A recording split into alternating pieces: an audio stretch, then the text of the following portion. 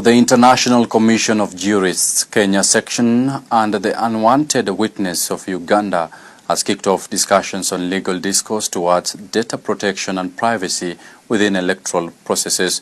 The annual inter-university competition organized by Unwanted Witness took place at Daystar University Nairobi campus and saw stakeholders highlighting the need to upholding voter privacy to enhance or rather ensure legitimacy and fairness of elections. I'm hoping that as I finish this... The annual inter-university event organized by Unwanted Witness brought together stakeholders from the East Africa Law Society of Kenya, the Independent Electoral and Boundaries Commission IEBC, Office of the Registrar of Political Parties, and the Office of the Data Protection Commissioner to highlight the importance of technology in conducting elections under this year's theme of safeguarding electoral integrity, upholding voter privacy in democratic processes.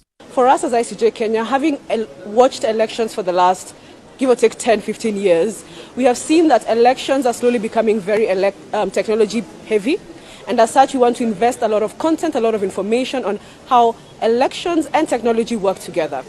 So for this particular moot conference, they will be looking at how voter privacy is important during an election process to ensure that it's upheld in terms of a democratic system.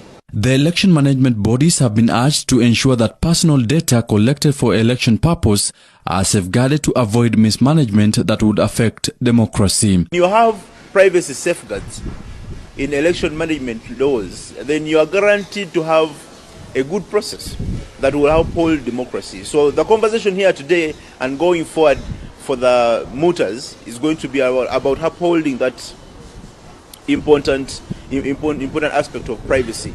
Because privacy is like chapati and tea. You ought to take them, hand in hand. You can't take one at a go. According to Hosea Manwa, General Membership Representative at the Law Society of Kenya, the initiative goes a long way to establish solutions to electoral issues that Kenya has been facing during every electioneering year. You understand the two countries are experiencing election disputes every time there's an election cycle. The last 2 years, in 2022, Kenya had similar issues. We had data breaches to the members of the public. You will find text messages sent to you by people you don't even know, you've never interacted with. It's a clear indication that your data is being used by the government and is handed over to third parties without your consent, and there are consequences to that. The event also seeks to champion for inclusion of privacy safeguards within the law that would govern the mandate and role of electoral bodies within East Africa.